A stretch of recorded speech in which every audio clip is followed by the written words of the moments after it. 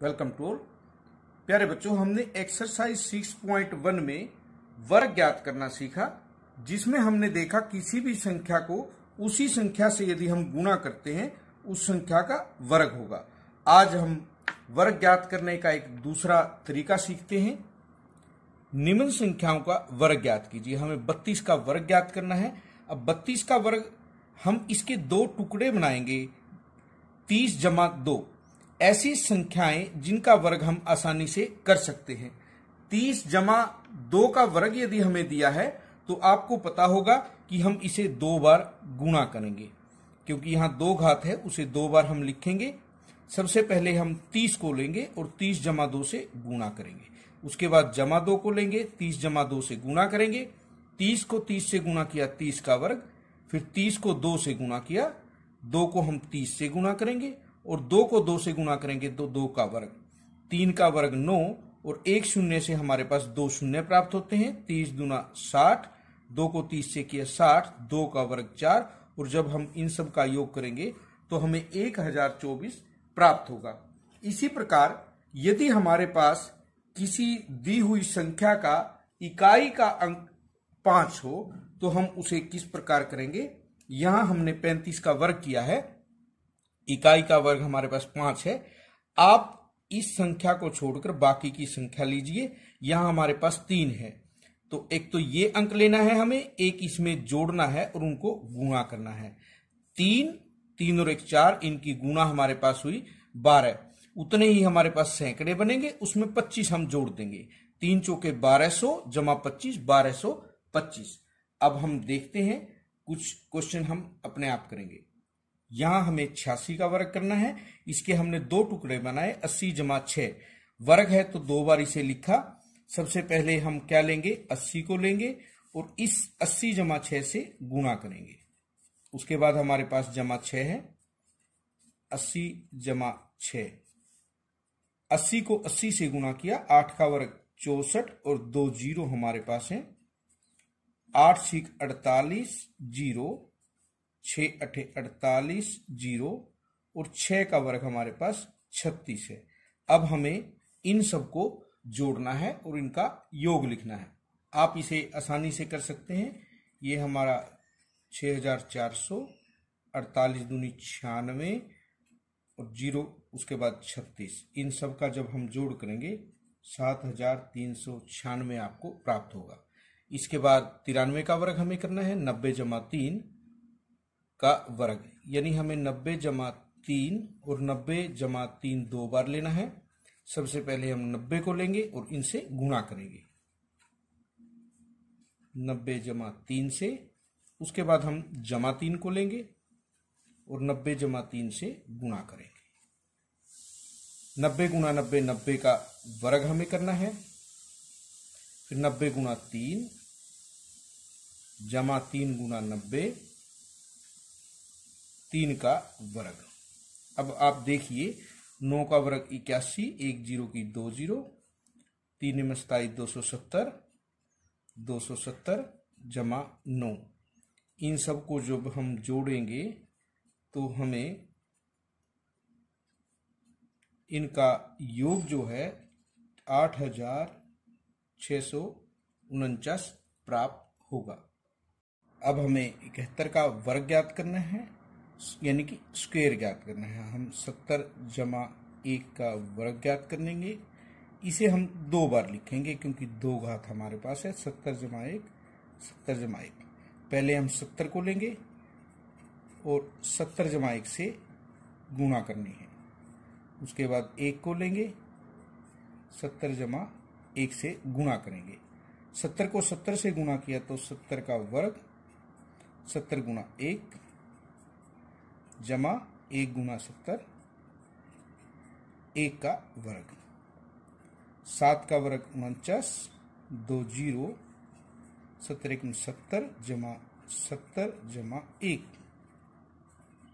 अब आप देखिए, 70 जमा 70 140, यानी हमने बीच वाले को जोड़ दिया। उसके बाद जब आप इनका वर्ग करेंगे तो 4900 और 1 5000 उसके बाद 41, 5041 हमें प्राप्त होगा। नेक्स्ट पार्ट है 46 का वर्ग, यानी 40 जमा 6 का वर्ग। 2 बार हम लिख देंगे 40 जमा 6, 40 जमा 6। सबसे पहले हम एक 40 को लेंगे और 40 जमा 6 से गुणा, फिर जमा 6, 40 जमा 6, 40 गुना 40, 40 गुना 6, 6 गुना 40 और 6 गुना 6, यानी 40 का वर्ग। 4 चौके 16, 2 0, 240, 240 और जमा 36। अब आपको इन सब का योग ज्ञात करना है, जो हमारे पास 2116 होगा। अब नेक्स्ट क्वेश्चन, हमें पाइथागोरस त्रिक लिखना है जिसका एक सदस्य 6 दिया हुआ है। पाइथागोरस त्रिभुज के बारे में हमने पढ़ा है, आधार, लंब और कर्ण, ये 3 भुजाएं हमारे पास होती हैं। उनमें से एक हमें दी हुई है, बाकी 2 को हमें ज्ञात करना है। आपको याद रखना है 2m, m का वर्ग जमा 1, m का वर्ग माइनस 1, ये हमारे पास 3 भुजाएं होंगी, जिनमें से एक भुजा हमें दी होगी, 2 ज्ञात करनी है। आप देखिए हमारे पास एक सम संख्या दी हुई है, हम इसे 2m के बराबर लेंगे, यानी कि हमें ये संख्या दी है 2m 6 है, तो m का मान हमारे पास 3 होगा। अब हमें ये 2 मान ज्ञात करने हैं, m की 2 जमा 1 यानी कि 3 का वर्ग जमा 1, 9 और 1 10, m का वर्ग माइनस 1, 3 का वर्ग माइनस 1, 9 माइनस 1 8, यानी 6, 8 और 10, ये हमारा पाइथागोरस त्रिक था। अब हम दूसरे भाग को करके दिखाएंगे। हमें एक मान 14 दिया है, ये सम है, तो 2m बराबर हम 14 लेंगे। m हमारा 14 भाग 2 7 होगा। m की वैल्यू हमने निकाल ली है। अब हमें m की 2 माइनस 1 निकालना है और m की 2 प्लस 1 निकालना है। m की जगह 7 का वर्ग माइनस 1, 49 माइनस 1 जो कि हमारा 48 है, और 7 की 2 जमा 1 यानी 49 जमा 1 हमारा 50 होगा। एक मान हमारा 14, एक हमारा 48 और तीसरा हमारे पास पाइथागोरस त्रिक जो है 50 होगा।